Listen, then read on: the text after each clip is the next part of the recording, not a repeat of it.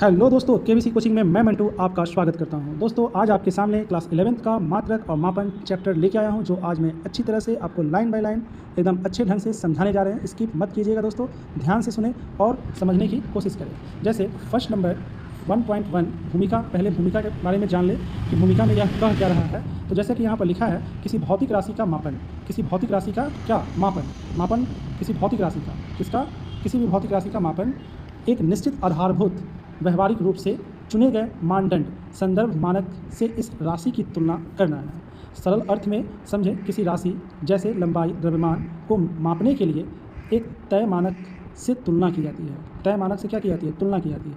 कठिन शब्द मानदंड, यहाँ कठिन शब्द है। मानदंड का मतलब होता है तय किया गया नियम या आधार, तय किया गया नियम या आधार, जो सभी लोगों के द्वारा मान लिया जाता है कि हाँ यही चीज़ सही है, हम इसे मानते हैं। उदाहरण, लंबाई का मानदंड मीटर होता है। ठीक है, लंबाई का मानदंड क्या होता है? मीटर होता है। उसी तरह से सेकंड लाइन है, यह संदर्भ मानक मात्रक कहलाता है। यह संदर्भ मानक जो होता है ना, वो क्या कहलाता है? मात्रक कहलाता है। सरल अर्थ में तुलना के लिए चुना गया मानक इक्वल मात्रक, तुलना के लिए चुना गया कोई भी मानक मात्रक कहलाता है। कठिन शब्द इसमें है संदर्भ, तुलना का आधार। ठीक है, संदर्भ मतलब तुलना का आधार। उदाहरण है, समय का जो संदर्भ है वह सेकेंड है। ठीक है, समय का जो संदर्भ है वो क्या है? सेकेंड है। थर्ड नंबर लाइन, किसी भी भौतिक राशि को मात्रक एवं माप के आगे एक संख्या, आंकिक संख्या लिखकर व्यक्त किया जाता है। किसी भी भौतिक राशि को मात्रक एवं माप के आगे एक संख्या, आंकिक संख्या लिखकर व्यक्त किया जाता है। सरल अर्थ है, माप बराबर संख्या प्लस मात्रक, माप बराबर संख्या प्लस मात्रक। कठिन शब्द है इसमें आंकिक, आंकिक का मतलब होता है संख्यात्मक, आंकिक का मतलब संख्यात्मक। उदाहरण, 10 मीटर, 10 मीटर बोले तो 10 इज इक्वल संख्या, मीटर इज इक्वल मात्रक। 10 मीटर लिखे तो 10 क्या हो गया? संख्या हो गया, और मीटर क्या हो गया? मात्रक हो गया। अब हम चौथा नंबर लाइन की तरफ बढ़ रहे हैं। लिखकर व्यक्त करने की विधि को मापन कहते हैं। लिखकर व्यक्त करने की विधि को क्या कहते हैं? मापन कहते हैं। सरल अर्थ में मात्रक और संख्या लिखना क्या कहलाएगा? मापन कहलाएगा। मात्रक और संख्या दोनों अगर लिखते हैं तो ये मापन कहलाएगा, माप भी कहलाता है। अब देखिए, कठिन शब्द इसमें विधि है। कठिन शब्द क्या है? विधि है। विधि मतलब तरीका, विधि मतलब तरीका। उदाहरण, 5 सेकंड लिखना मापन की विधि है। 5 सेकंड लिखना मापन की क्या है? एक विधि है। केवल 5 लिख दीजिएगा तो समझ में नहीं आएगा, 5 सेकंड आपको बोलना पड़ेगा। नेक्स्ट 5 नंबर लाइन है, जैसे किसी डिब्बे की लंबाई मापने पर यदि 5 मीटर प्राप्त होता है तो इसमें भौतिक राशि लंबाई है। इसमें भौतिक राशि क्या है? लंबाई है। और मात्रक मीटर है, मात्रक मीटर है। और आंकिक संख्या 5 है। आंकिक संख्या क्या है? 5 है। सरल अर्थ में बोले तो उदाहरण, 5 मीटर अगर दिया हो तो इसमें लंबाई इज इक्वल राशि, लंबाई इज इक्वल राशि, और मीटर इज इक्वल मात्रक, और 5 इज इक्वल संख्या होगा। कठिन शब्द जो है ना, इसमें भौतिक राशि कठिन शब्द है। जिसे मापा जा सकता है, जिसे मापा जा सकता है उसे भौतिक राशि कहते हैं। जिसे मापा जा सकता है उसे भौतिक राशि कहते हैं। उदाहरण के लिए द्रव्यमान, समय। उदाहरण के लिए द्रव्यमान, समय। 6 नंबर लाइन में आते हैं, अतः भौतिक राशियों को व्यक्त करने हेतु प्रयुक्त मात्रकों को मूल मात्रक कहते हैं। ठीक है, अतः भौतिक राशियों को व्यक्त करने हेतु प्रयुक्त मात्रकों को क्या कहते हैं? मात्रक कहते हैं। सरल अर्थ में मूल मात्रक इज इक्वल सबसे बुनियादी मात्रक। कठिन शब्द क्या है? मूल। इसमें कठिन शब्द क्या है? मूल। मूल मतलब आधारभूत, मूल मतलब आधारभूत। ठीक है, उदाहरण, लंबाई का मूल मात्रक मीटर होता है। लंबाई का मूल मात्रक क्या होता है? मीटर होता है। 7वां नंबर लाइन है, इसके अतिरिक्त अन्य सभी भौतिक राशियों के मात्रकों को मूल मात्रक की सहायता द्वारा व्यक्त किया जा सकता है। ठीक है, इसके अतिरिक्त अन्य सभी भौतिक राशियों के मात्रकों को मूल मात्रकों की सहायता द्वारा व्यक्त किया जा सकता है। सरल अर्थ क्या है? बाकी मात्रक मूल मात्रकों से बनाए जाते हैं। बाकी जितने भी मात्रक हैं वो सभी किससे बनाए जाते हैं? मूल मात्रक से बनाए जाते हैं। कठिन शब्द अतिरिक्त, इसमें जो अतिरिक्त जो है वो कठिन शब्द है। अतिरिक्त का मतलब होता है और भी। क्या होता है? और भी। उदाहरण, वेग इज इक्वल लंबाई भागे समय। ठीक है, लंबाई भागे समय, भागे का मतलब भाग का चिन्ह। 8वां नंबर लाइन है, ऐसे प्रकार की भौतिक राशियों के मात्रकों को व्युत्पन्न मात्रक कहते हैं। ऐसे प्रकार की भौतिक राशियों के मात्रकों को व्युत्पन्न मात्रक कहते हैं। सरल शब्द में बोले तो मूल मात्रक से निकले मात्रक, मूल मात्रक से निकले मात्रक इज इक्वल व्युत्पन्न मात्रक। कठिन शब्द जो है ना, इसमें व्युत्पन्न है। कठिन शब्द क्या है? व्युत्पन्न है। व्युत्पन्न मतलब निकला हुआ, व्युत्पन्न मतलब निकला हुआ। उदाहरण, बल newton is equal kg metre प्रति सेकेंड स्क्वायर। बल newton is equal kg metre प्रति सेकेंड स्क्वायर। अब है 9 नंबर लाइन। 9 नंबर लाइन में क्या कहता है? मूल मात्रकों और व्युत्पन्न मात्रकों के संपूर्ण समूहचय को मात्रकों की प्रणाली या पद्धति कहते हैं। ठीक है, मूल मात्रकों और व्युत्पन्न मात्रकों के संपूर्ण समुच्चय को मात्रकों की प्रणाली या पद्धति कहते हैं। सरल शब्दों में ध्यान से सुने, बोले तो सभी मात्रकों का समूह इज इक्वल प्रणाली। जितने मात्रकों की जो समूह है ना, तो उसे क्या कहेंगे? प्रणाली कहेंगे। कठिन शब्द जो है समूहचय है, ठीक है, समूहचय मतलब पूरा समूह, ठीक है, समूहचय का मतलब पूरा समूह। उदाहरण एसआई प्रणाली। एसआई प्रणाली जो है अपने में एक प्रणाली है, जिस प्रणाली में सभी माप को बताया गया है कि इस चीज़ को आपको इसमें मापना है, इस चीज़ को इतना में मापना है, इस चीज़ को इतना में मापना है, ठीक है, सब जिसमें समाहित है वो प्रणाली है।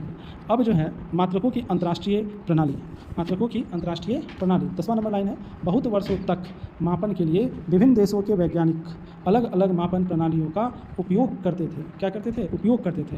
सरल अर्थ में पहले अलग अलग देशों में अलग अलग मापन पद्धतियाँ थी, ठीक है। कठिन शब्द है प्रणाली। कठिन शब्द क्या है? इसमें प्रणाली है।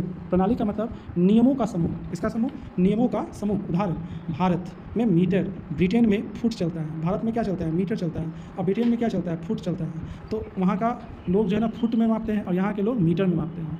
अब जो है आगे बढ़ते हैं 11 नंबर लाइन। 11 नंबर लाइन क्या कहता है? अब तक कुछ प्रमुख ऐसे 3 प्रणालियाँ CGS प्रणाली, FPS या ब्रिटिश प्रणाली एवं MKS प्रणाली प्रचलित में प्रयोग लाई जाती थी। क्या की जाती थी? प्रयोग लाई जाती थी। सरल अर्थ में सुन ले, पहले 3 मुख्य प्रणालियाँ प्रयोग होती थी ना। पहले 3 तो होता था, कौन कौन? CGS, FPS और MKS। यही 3 को प्रणाली पहले प्रयोग होता था। अब जो है ना आ गया है SI, ठीक है। और SI किससे निकल के आया है, यह बात भी इस चैप्टर में चर्चा करेंगे। कठिन शब्द इसमें प्रचलित है, जो ज़्यादा इस्तेमाल हो। उदाहरण CGS प्रणाली विज्ञान में प्रचलित थी। CGS प्रणाली किसमें प्रचलित थी? विज्ञान में प्रचलित थी। अब देखिए 12 नंबर लाइन कहता है, इस प्रणालियों में लंबाई, द्रव्यमान एवं समय के मूल मात्रक क्रमशः इस प्रकार है। सरल अर्थ में बोले तो हर प्रणाली में लंबाई, द्रव्यमान, समय के अलग मात्रक थे, ठीक है। लंबाई, द्रव्यमान, समय के अलग मात्रक थे हर प्रणाली में। कठिन शब्द इसमें क्रमशः है एक एक करके। क्रमशः मतलब एक एक करके।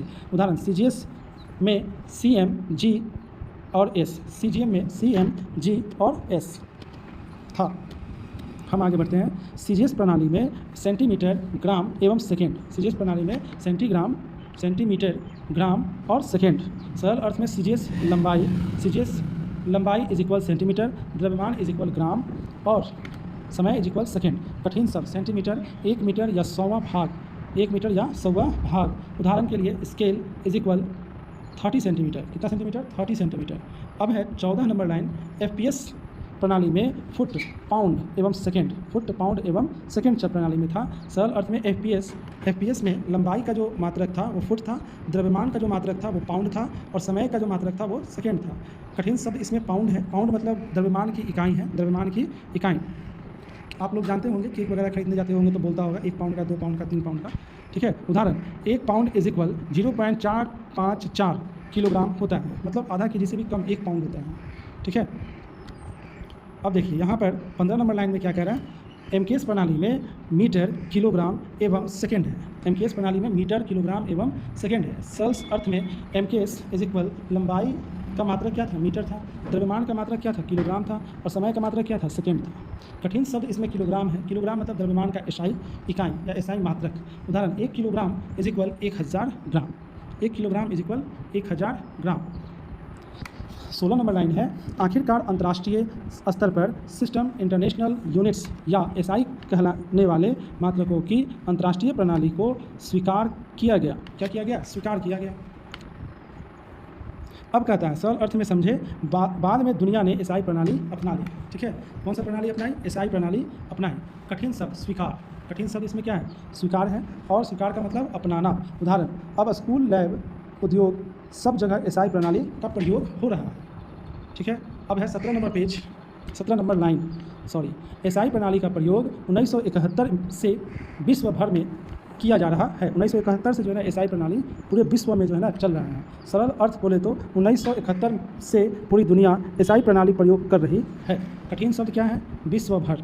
कठिन शब्द क्या है? विश्व भर मतलब पूरी दुनिया। उदाहरण हर देश में SI इकाई पढ़ाई जाती है। हर देश में जो है ना SI इकाई क्या की जाती है? पढ़ाई जाती है बच्चों को।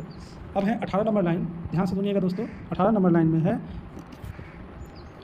नवंबर 2018 में वैज्ञानिकों ने SI मात्रकों की पुनः परिभाषा की, ठीक है।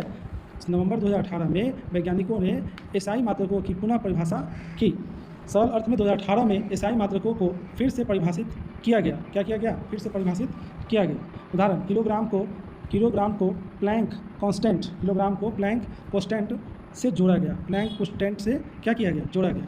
आशा करते हैं दोस्तों आपको हमारी बात यहाँ तक समझ में आ गई होगी। दोस्तों यदि आपको हमारा यह बात समझ में आ गया तो प्लीज़ चैनल को सब्सक्राइब करें, लाइक करें और बेल आइकन दबाकर अपने दोस्तों में भी शेयर करें ताकि वह भी जो है इस वीडियो को देखकर कुछ पढ़ ले और सीख ले। चलिए, thanks for watching my video.